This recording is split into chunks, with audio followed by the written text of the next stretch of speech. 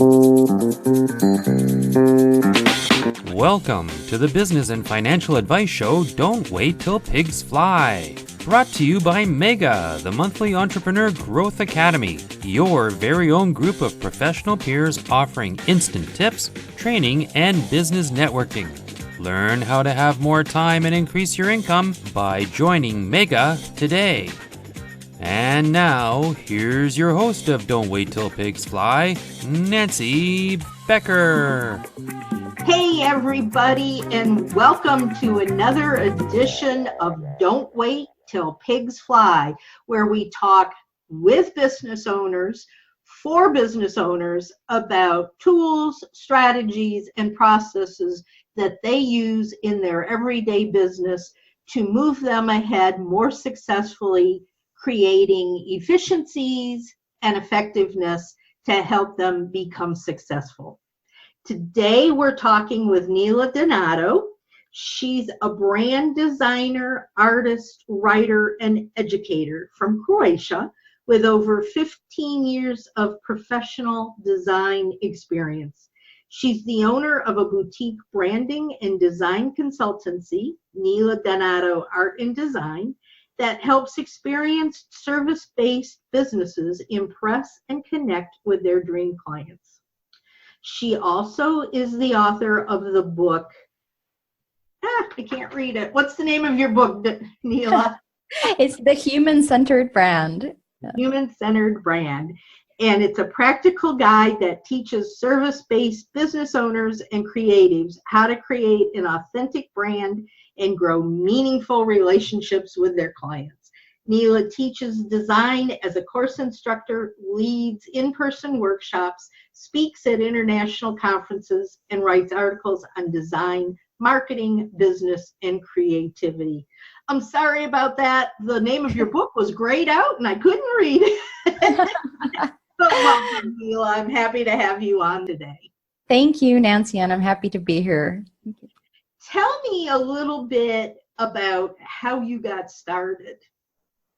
I got started pretty early on. So as a kid in elementary school, I was always very interested in computers. So I started, just playing on the computer, trying out random software, etc. And then in high school, which was in early 2000s, something like that, I started learning more about Photoshop. Back then, there were also a Macromedia software like Dreamweaver and stuff, and I started learning how to design websites and also other graphics like wallpapers, avatars, and whatever kids those days did. The Live Journal was pretty popular, so there was a big community of teenagers who were very much into graphics. So that was a very fun time to be, online, connecting with people all over the world, which were mostly teenage girls, but there were some guys as well. And by the time I got into university, I already had my first client inquiry. There was a colleague, an older colleague in the university who had a side business, and he said, "Oh, you know how to make websites? Would you do one for my business?" And I'm like, "Yeah, great." So that was how I got my first paid job. And soon after that, I started freelancing regularly alongside my studies until one day when I realized that I would rather do the design thing than keep studying and becoming an engineer. And then I quit university and got a full-time job at an agency where I kept working as a designer, and that's how I got started. That's great. And I think, and this is not to say don't go to college, guys, but I went to college as an undergraduate. I got a master's degree. I got a doctorate. And I'm not using any of it, not, per se in what I do. I don't use any of my college education, but yet I use my education every day in what we do. And so, I think that's really interesting that it sometimes takes us doing something we don't particularly decide we want to do to help us figure out what it is we really want to do. So congratulations on that. Thank you. start out, I think, talking in more generalities, and throughout the conversation, we'll get down to the really in-depth part of it. But let's start out by talking about something that every business needs somewhere along the line, and that's a brand. What is a brand? Is it my business card? I have a business card, so that's my brand. Is it something that I need to have the day I open my doors? Tell us what is a brand and what we need to know about it. Yeah, a brand is simply put in simple words, the perception that your clients and your audience have about your business. So it's something that stands in between you and the audience, and it's something that you project through all the things that you do. So it can be a part of it is your business card, your website, your logo, your profile photos, etc. But it's also the way you communicate, everything that you put out in the world, and even the way you act. So your actions are also influencing your brand. And then this gets kind of filtered out in the media, and people also project onto your brand what they feel. So sometimes a brand is really about an emotional impression that you leave on a certain person, and then they kind of relay that onto someone else, like their family or their colleagues. When they recommend you, they tell stories about you. So brand is something that is really evolving all the time. It's not static, and you can't control it fully, which is, sometimes we feel kind of, okay, it's bad that I can't control it, but it's also good because it means it's very organic, it's very authentic. It's something that we co-create with our audience and our clients. And regarding the question, do we need it right away?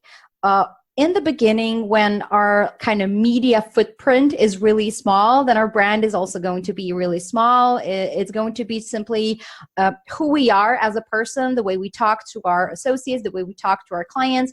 And then as we kind of get clear on what makes our work really special, what makes us different from other people who do the similar work that we do, we focus on really key values and key differentiating factors that make us special. And that's when you start to communicate more mindfully, when you start paying more attention to how you speak, what you write online, and how you portray, what you post on social media, the visuals you post, etc. So maybe it will take people some time to figure that out.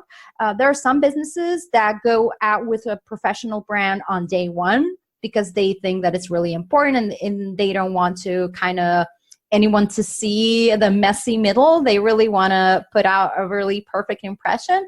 But there are business owners who take, I would say, about 2 to 3 years to hone in on who they really want to serve and how, and to kind of evolve their services or products to a point where they're really sure about them, where they're sure how they want to proceed. And that's when they say, okay, now that I know what this is all about, what my business is all about, I can make a brand that is more intentional. But people and businesses do have a brand one way or another, whether they intend to have it or not, because it just happens in this interaction with people. But yeah, sometimes it really depends on our priorities and, of course, our budget, whether you're going to do something on your own or you're going to hire someone to help you do that. So it can look in a million of different ways. There is no just one perfect way to do it. It really depends on your situation and how you want to be perceived in the world. Yeah, you brought up a couple of points that I was going to ask you about. So that's great. I think we're on the same page here. But, I'm going back and I'm thinking about my own brand. And I have, for as long as I can remember, I've had flying pigs. And for a while, I had people saying, oh, that's not professional and you can't do that. And, that makes you look bad and it doesn't show that you really are a good business. So I took it down.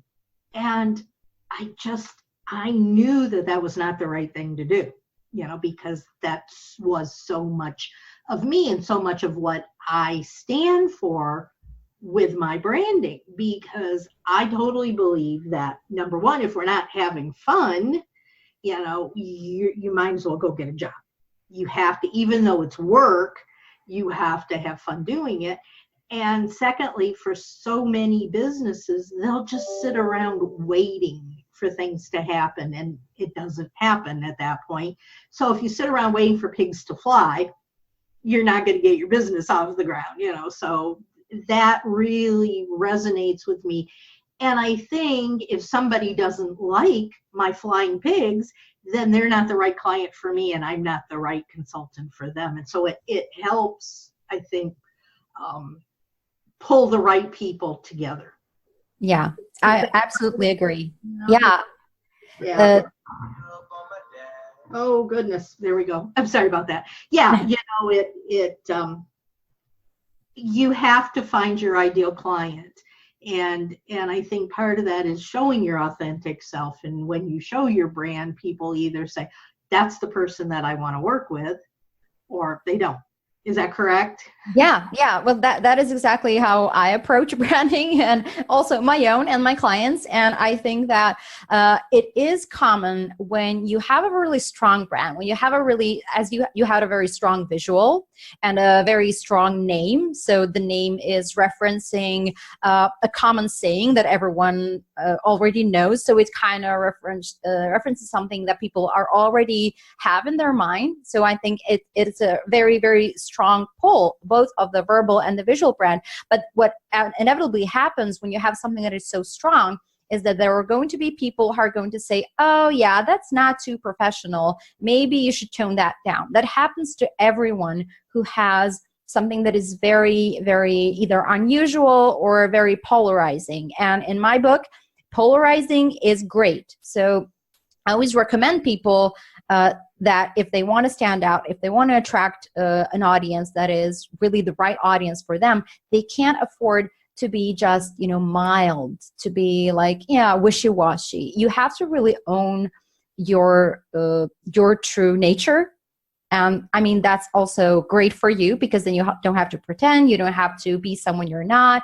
It's much easier to just come out and talk the way you normally talk, and just make connections to people the way you do in personal life. Because for me, I don't make a very big distinction between meeting people in business and meeting people in a personal life, because in both cases you want there to be some kind of a chemistry, we want there to be a fit, you want communication to be smooth, and you want both parties to have an interest, to get value from that relationship. So it is a really, really careful fit, and most people in the world are not going to be perfect, either as a client or as a personal friend or as a mate, you're not designed to fit with everyone, and neither are other people. So in my case, I mean, it's great that you turned around and realized what your very, very strong visual was, and that you're still using it, because I mean, what a waste would it be if you just decided not to use that anymore. Because I mean, for me, when people complain, but not like everyone, just few people complain, then it must mean that you're doing something right, because you're pushing away the people who are not meant to be your right clients anyway. And if no one is complaining about anything, if like everyone is, that's great, then maybe you're not trying hard enough. Maybe you're not letting yourself be authentic enough and free enough and honest enough. Maybe you're still holding yourself back. Yeah, absolutely. And, that goes into one of the topics that I seem to talk with people about all the time. And that's really going on to the ideal client, and why we really don't want to have everyone saying, that's great. We want to have somebody who says, I don't like that. And you can say, good, fine. Let me see if I can find somebody else to work with you. That kind of a thing. Because if we tried to please everyone, how crazy would we go? We would just be nuts trying to please everyone. You're listening to the Business and Financial Advice Show, Don't Wait Till Pigs Fly, with your host, Nancy Becker. There's lots more to come. Nancy and her guest will be right back.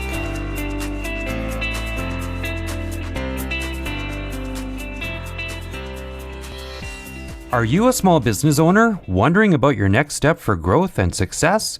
What if you had your own dynamic group of professional peers, a group that supports your business with fresh new ideas, beneficial training, accountability, and more?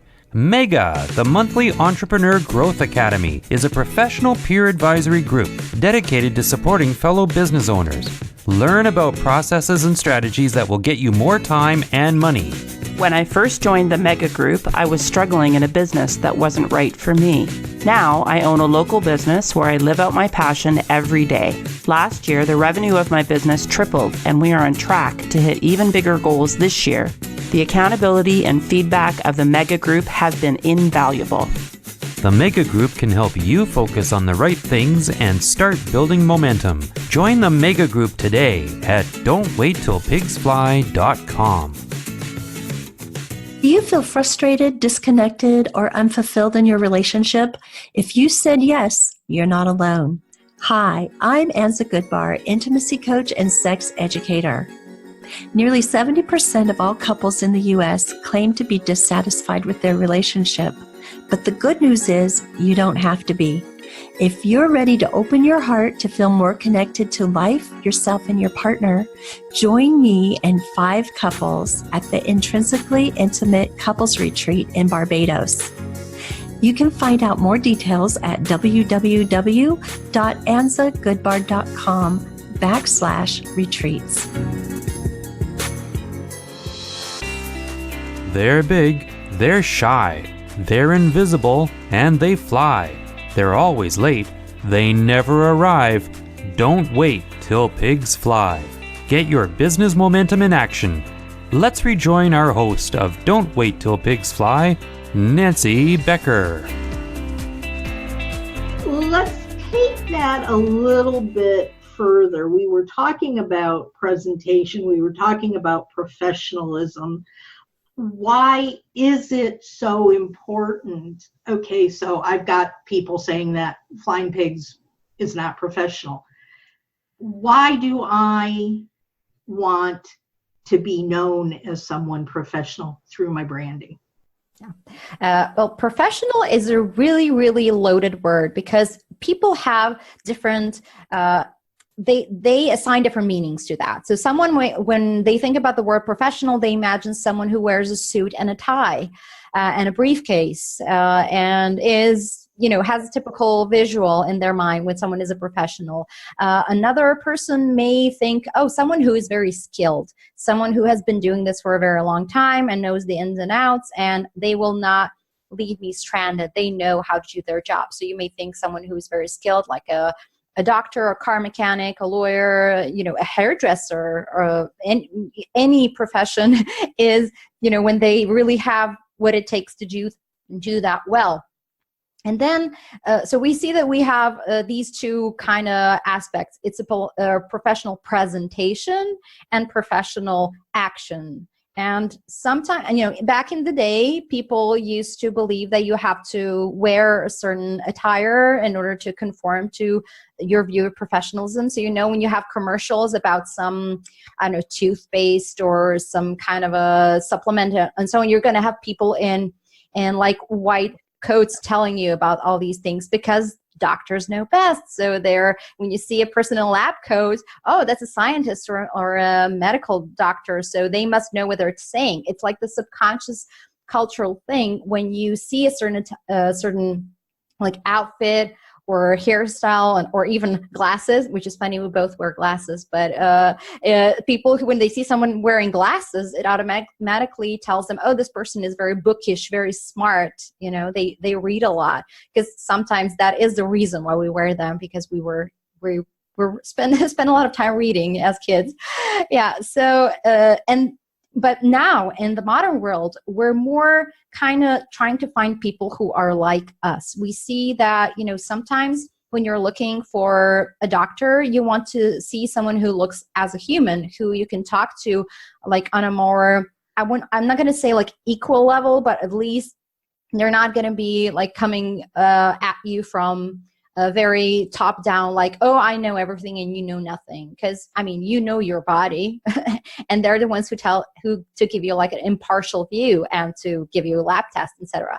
So even in business consulting, people are looking for someone who really understands who they are, because we all feel a little weird, to be honest. Every one of us feels like, oh, but I'm not like other people. I'm a bit weirder. Yeah, and who really understands me as a person? Like if I come to a lawyer, if I come to someone who I want them to help me professionally, do they really understand me and the issues that I'm having? So sometimes showing this humanity, which on the surface someone may see it as unprofessional, but it's really showing that you are an actual person who also has their own issues, who also has had to overcome their own challenges. And you say, look, you know what?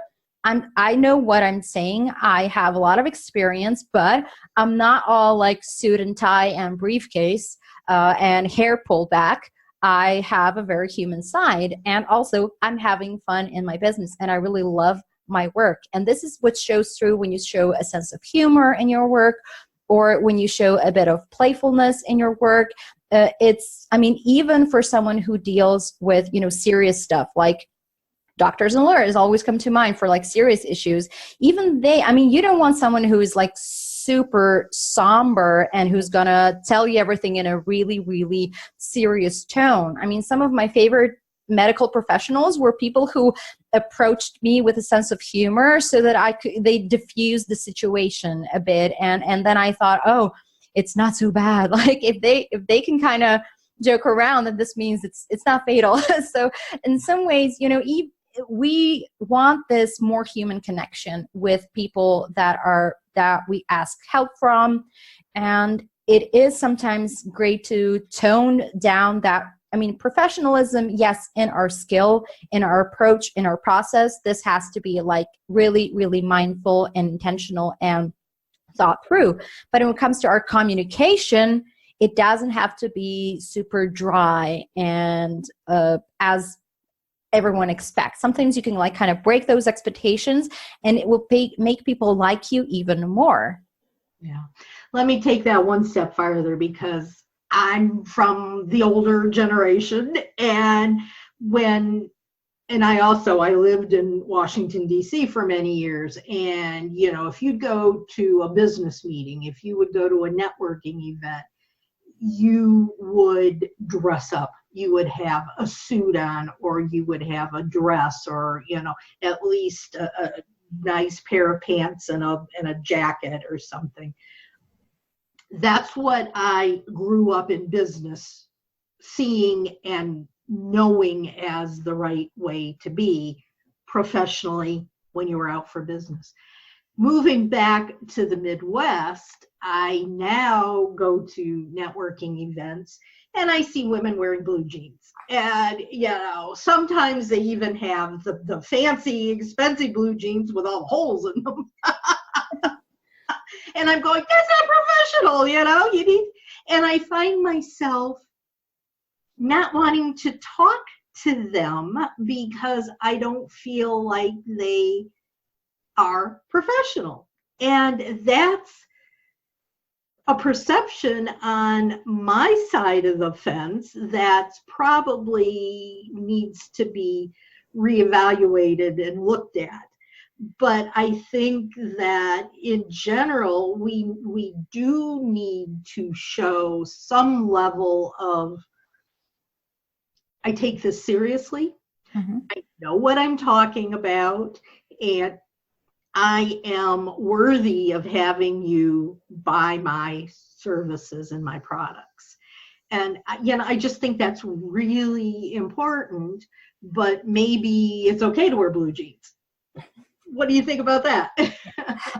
So I think that for different occasions, you can kind of adapt your style. So for example, if you're going to a business conference or a business networking event where you expect that people are going to be more on the formal side of things, then yeah, I wouldn't exactly recommend the jeans with holes in them.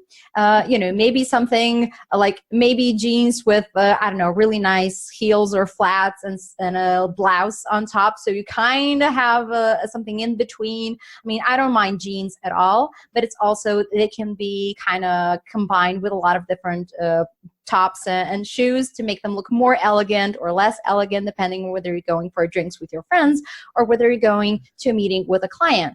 And also, if you're meeting someone in a really more informal fashion, if you're just trying to go for a coffee with a potential client to establish a fit, maybe both of you are going to be more casual because this is kind of more, I don't know, more of a casual occasion. So I think that all of us kind of need a range of clothing in our closet so we can accommodate to different situations.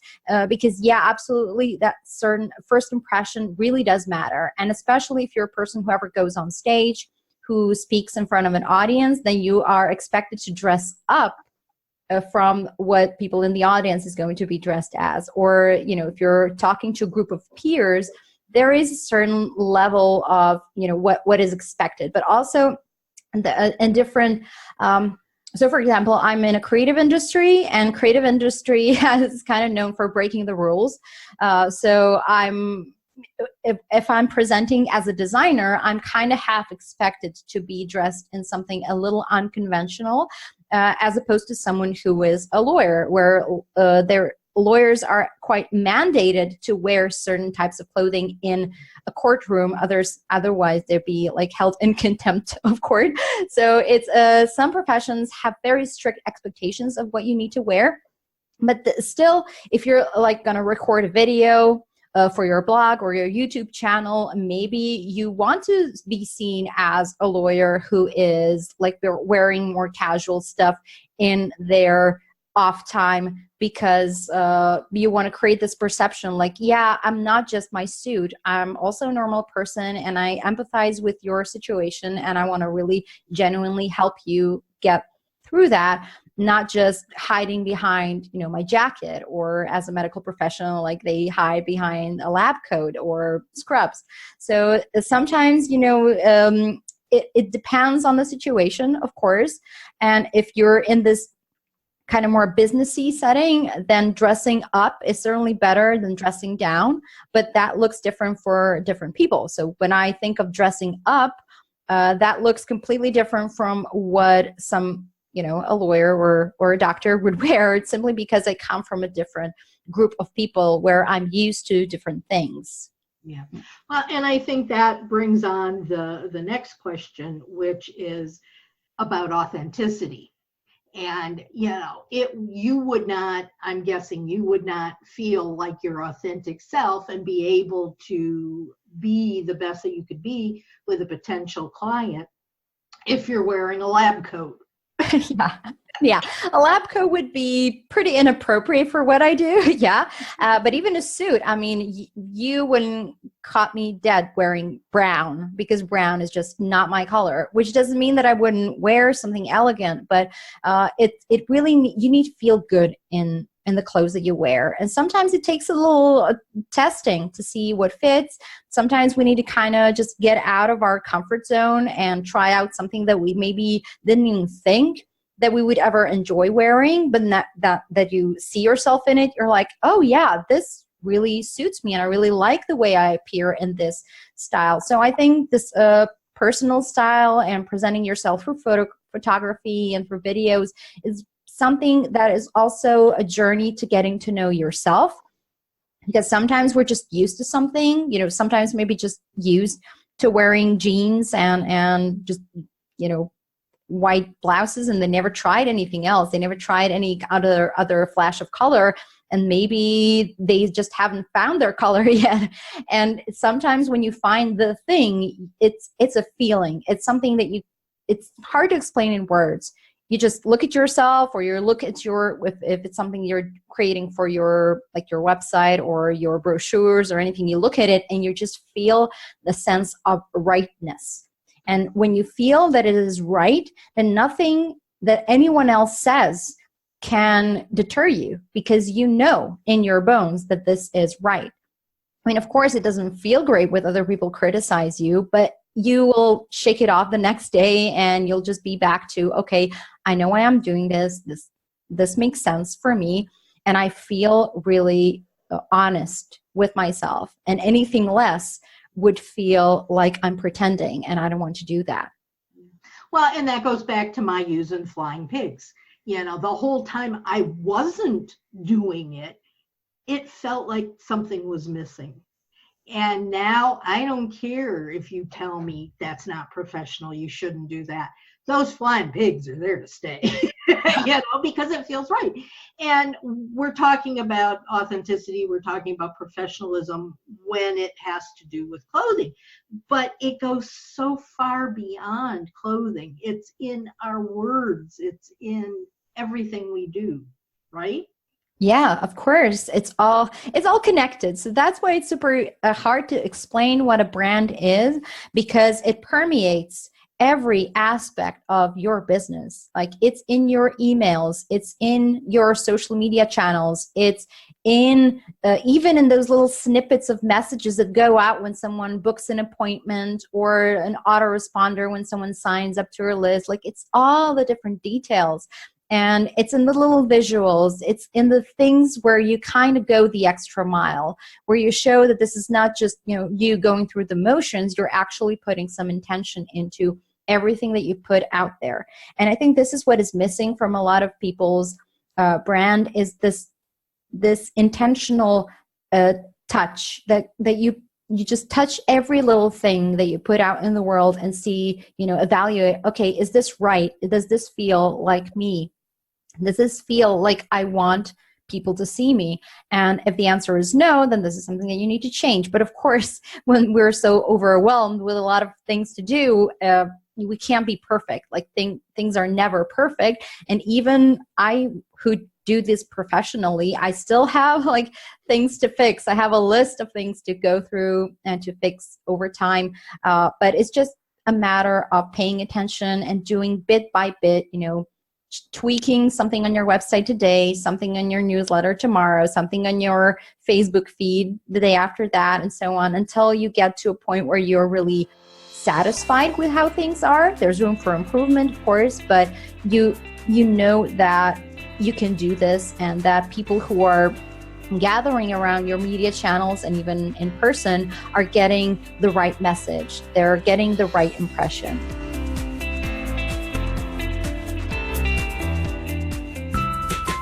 What does business success look like to you?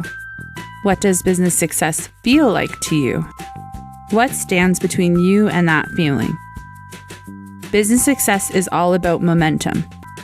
Mega, the monthly Entrepreneur Growth Academy, will help you focus on the right things and start building that momentum.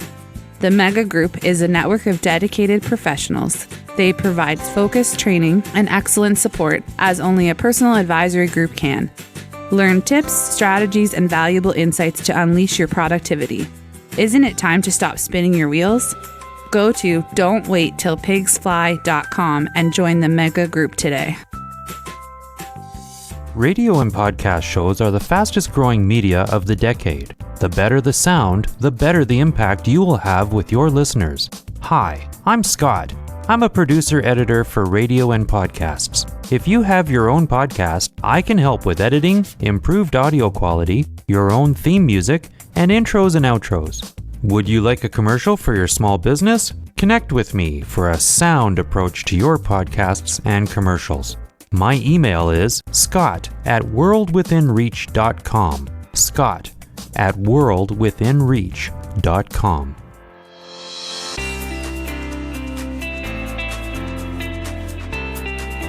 Let's rejoin our host of Don't Wait Till Pigs Fly, Nancy Becker. I've been rewriting and tweaking my website now for a few months, because I'll have somebody look at it. I had an audit done on it not all that long ago, and the person doing the audit says, whose website is this? I don't see one bit of you in it. the words that were there that had been written were not my words. They were things I would not have said in a million years. And, it's just, if they hired a person based off of what that website was saying, and they got me, who is this that I'm talking to? Where's the person that this website's about? Because I'm very informal.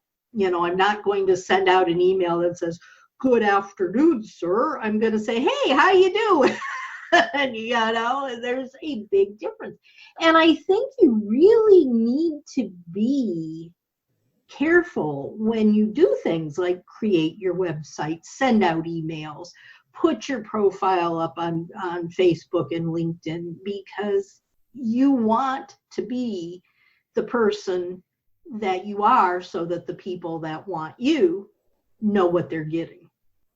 Yeah, I think the common reason why people, this happens to a lot of people, this is not a rare occasion, but usually what happens is that people look at other people's websites, they look at what is going on in the marketplace, and especially if you're looking at people who are like more prominent, who have been doing it for a long time, or maybe a big agency that we kind of all aspire to something of that level, but we're not there yet. And then as you observe things, you kind of pick things up unconsciously, and then it comes out through when you're writing copy for your website or for your brochure or for your newsletter. It just comes out because that was the last thing that you read. Maybe it's business literature. Maybe you're reading some really, really great, valuable books, but then you start speaking like the writers of those books. And that's not the way you should be speaking, because your audience is not their audience. And this is where I think it's really helpful to kind of wean yourself a bit off of other people's writing, other people's videos for a bit, like do a little cleanse, just turn other people's voices off for a while and just start writing, journaling, doing some kind of connection with your own voice. Maybe just walking in the woods and recording yourself on your phone as you're talking about something that is really you're passionate about, your craft. And then listen to that again and listen, oh, these are my words. This is how I express myself. Because saying things out loud is the most authentic form of self-expression. And then as we write, we also censor ourselves a bit, or we kind of overthink. So having that channel from verbal, to written, get that clear, get that as similar as possible. That's really helpful. And I think those, journaling exercises and just kind of is pausing from reading other people's content helps in getting your authentic voice come through. That actually moves us beautifully into the next section that I want to talk about when you're talking about journaling and writing down the things like that. Let's look a little bit at the behind the scenes day-to-day of Nela Dunato's business. What are the kinds of tools and processes that you use on a regular basis to help you with your own organization and productivity and authenticness to get your business out there to the world? Yeah, I have a range of tools, a couple of them which are really important. I could not do my work without them.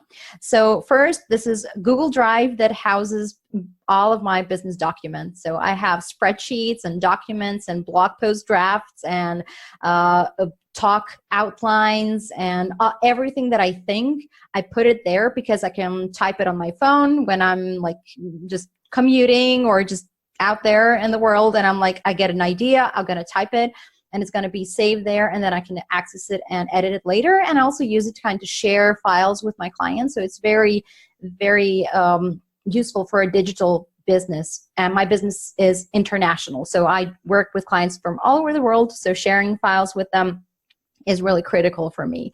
The other tool that I use is Trello, and that's a project management tool.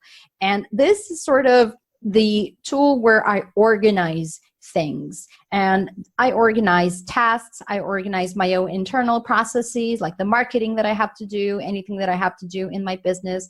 like any kind of upgrades in my business that I'm working on, anything that has to do with my website, like reminders to update certain dates or anything. I have it all there. Any seasonal or yearly tasks, all the, taxes and all the stuff that we have to do, it's all there, and I have a reminder when I have to do that. But I also use Trello with my clients when we work on projects together, and the type of work I do is a project that lasts from anywhere from a month to 2 or 3 months, depending on what they need to have done.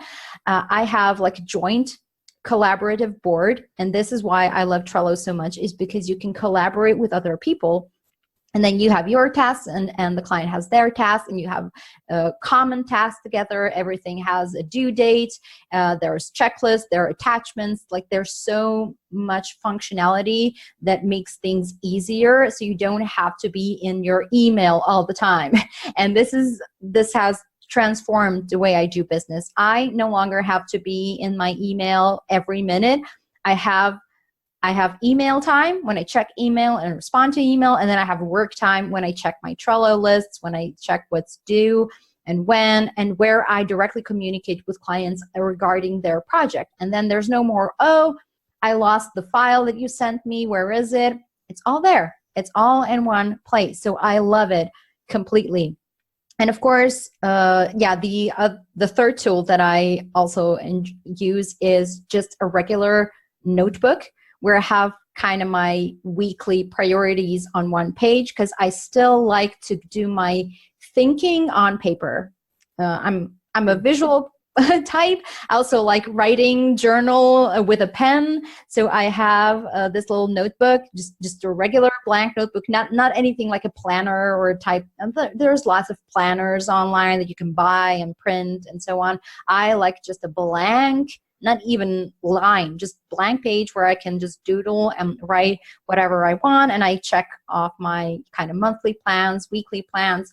And that helps me do this planning away from my computer. So I can just go sit on the balcony or somewhere where I can kind of move out of my office and do this little brainstorming when I'm removed from the computer. So these 3 things together really help me pull things together and have things organized and do projects in a timely manner, so nothing kind of falls through the cracks.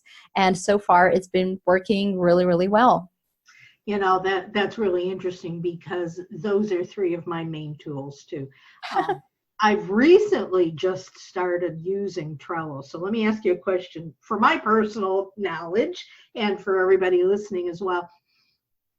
I'm starting a new program where I'm going to have 10 to 12 people in this program, and it's a 3-month program. Would each person in the program have their own folder, or would there be one folder for everybody in the program?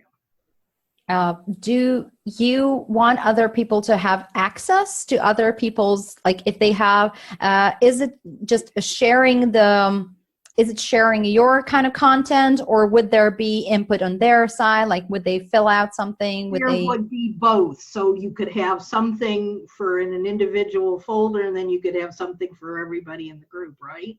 Yeah. I would share things that are in common so your content would be accessible to everyone. So that would be in a shared joint folder.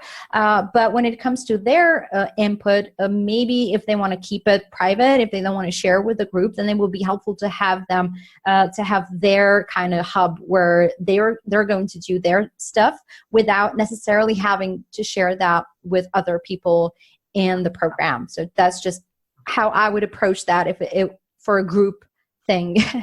Well, that makes sense to me, but like I said, I've just started using it, so I haven't figured out all the ins and outs of it. So thank you. That helps me a lot. And hopefully, in fact, I had just recommended it to one of my clients last night who needs to get more organized. And I said, you need to go out and find Trello and download that and start using it. And so it's interesting, because I've heard so many great things about it that I really want to start using it too. My other comment / question is, I use Google Drive for everything.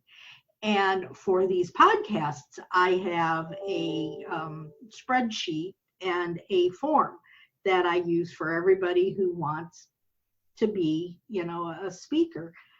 Recently, and I don't know if it's just me, it's happening to my assistant as well.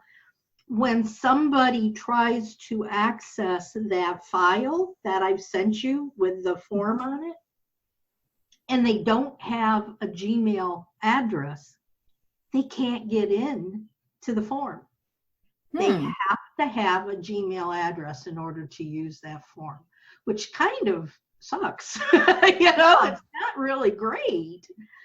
Have you noticed that? Yeah, I think it may depend on how the form is formatted. So I think that may be in the settings of the form itself, whether you want something to be associated with the Gmail account or not. Because there are forms that just let you type an email address and so on. And there are some forms that are kind of, this account is associated with this email address, and we're just gonna let the recipient see your email address. So, that's how it's beautifully for a year and a half. And then all of a sudden, about a month ago, it just stopped, and I'm going, that kind of messes up my whole process. Yeah, Google likes to change things around, so I would definitely look up whether it's on their support forums and so on, whether something has changed, and maybe if there was a setting in your form that kind of triggers that, maybe you need to replace that with a different field or a different function that will allow people, if you have a place to upload a file, maybe they require that to be, if you have an upload field, then you need to have a registered Gmail user. And if you just have post a link to your picture or something, maybe that will not trigger that. So maybe that's if I remember correctly what the form was, maybe that's it. So yeah, but definitely things like this happen all the time. Google likes to change stuff around. So that's maybe in a month or so, this won't even be relevant. Maybe they'll change it back. Yeah. Well, and that's why in fact, I had this conversation with somebody I'm working with earlier today who was sending out a Google form to a very large population of people. It's for the SBA, and they're going to be having, in November, they're going to be having an entrepreneur day, and they're going to be giving awards for different categories and all that. And it's a Google form. And I said, you got to be careful creating this form because there have been these changes. And I think as a business owner, not just me, but as somebody who's in business, who's using techniques and processes and tools, they have to be willing to say something may change, something may go wrong. I can't just flip out if I can't do something. I'm going to have to figure out what's going on and how to work around it. So, it's a good example of what we've had to do to fix the issue, because for a while I didn't get any of my forms and I needed forms, so that's good to know that things can happen and that you have to be able to get in there and figure out what's going on and just be calm about it and not worry about things. Yeah, we are actually running out of time. So is there anything else that you would like to share with the audience before we go? Oh, wow. We talked about a lot of things, so I'm not sure where to land this. But yeah, a couple of things that just we touched on briefly, but I kind of really want to emphasize, and that is this importance of accepting that growth is a process, and that because you see that someone's brand is all shiny and perfect and gorgeous, and you look at your own and it's like, yeah, not really there. That's fine. That's how it's supposed to work. Because usually we compare ourselves with someone who's been in business for 5 or 10 years and they had a head start. And sometimes they started before you even had an idea for a business. I've been doing this online thing since I was 16 years old. So yeah, I had a pretty good head start. So I don't like when people come to me and do any comparisons with what I do, because the way I do things today is different from the way I did it 10 years ago and 5 years ago. And it's different from the way I'm going to be doing it in 5 years, because things always change. And you are the only person who is the relevant for these decisions. So looking too much to other people and the way they do things may actually block you from doing the next right thing for you. So that would be maybe the most important thing that I would like to leave listeners with. It's trust yourself more than you trust other, online gurus and colleagues that have been doing this for maybe a little bit longer than you. Everyone's business is different. Everyone is a different person. Everyone has different goals. And maybe you don't want to have like a 7-figure business. Maybe you are happy with having a more simpler life with having like needs that are realistic, that are kind of more manageable. Maybe you don't have to work as hard as other people, but you're going to do things your way and you're going to enjoy your business and your life much more than you would if you were earning however much money the other person was earning and had like 3 assistants or something so that they can help you to work at that level. Not everyone else's goals are right for you.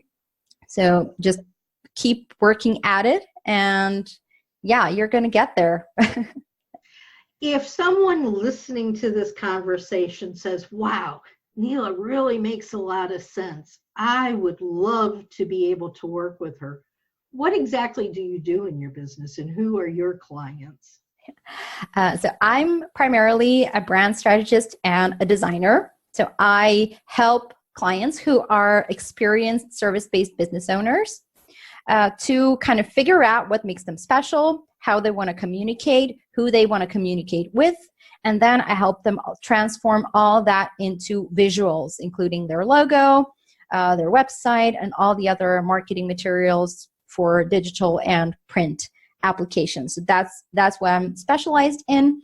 And of course, there's also I like to help people through my free advice, which I offer on my blog. So there's a ton of content on my blog. Even if people are maybe not like ready to start working with me right now, right this minute, I would still be very pleased if you went to my website and checked out my blog, where I have like several hundred of articles. And there's also my book, which helps people to do what I do on their own. So if they're in this really early stage of business, if they're trying to figure stuff out, or if they know that they just need a bit more knowledge and they can pull it off, I would recommend my book, The Human-Centered Brand, which is designed especially to help people in this early stages of business so they can figure out their own brand and they can get started showing who they really are through the online media and through all the interactions that they have with their clients. And what is your website for somebody? Yes, neladunato.com, neladunato.com, or just Google my name and it'll be the first result. Okay, all right, that's great. Everybody, I want to say thank you to Nela. This was a fascinating conversation today. I know I got a lot of information out of it. I hope you all did too. And if you enjoyed today, know that there's lots more wonderful, exciting information out there on this podcast. Don't Wait Till Pigs Fly. We air it Thursdays at 5 p.m. Eastern. And I ask that you share it with others, you download episodes, and you support us by liking the podcast. With that, I am going to say goodbye for now. I hope you have a wonderful, productive day and wind up soaring higher. Take care, everybody, and we'll talk again next Thursday. Bye-bye. That's our show for today. We'd like to extend special thanks to our great guest, our sponsors, and our wonderful listeners. Today's show was produced by Scott Card. To find more of Nancy's podcasts and our sponsors, go to don'twaittillpigsfly.com.